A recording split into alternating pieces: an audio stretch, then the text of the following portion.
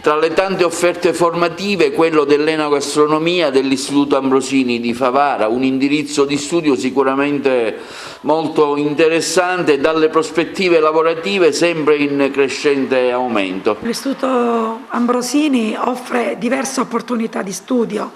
non solo l'enogastronomia ma anche la sala e l'accoglienza. È uno istituto che permette ai nostri ragazzi dunque di costruire nell'immediatezza non ipotesi ma certezze di un immediato inserimento nel mondo del lavoro, un mondo del lavoro che non conosce crisi, che va avanti, che naturalmente può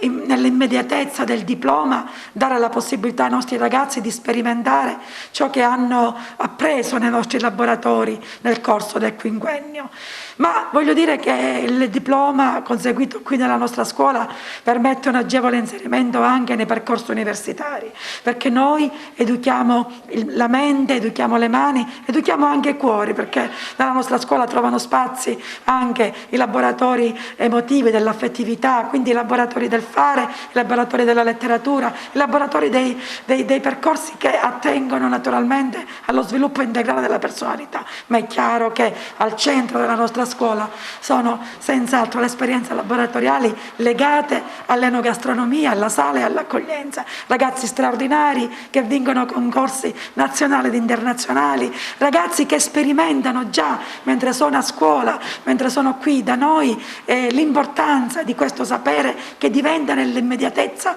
competenza da sperimentare appunto nell'immediatezza e competenza da vivere anche facendo esperienza di tirocinio ed esperienza di praticantato nelle diverse realtà industriali e nelle diverse realtà enogastronomiche della nostra provincia. Dunque in questo momento così particolare, così critico, volevo rivolgermi ai genitori e ai ragazzi per consigliare con grande fermezza la nostra scuola, una scuola che offre innanzitutto accoglienza, che mette al centro le persone, che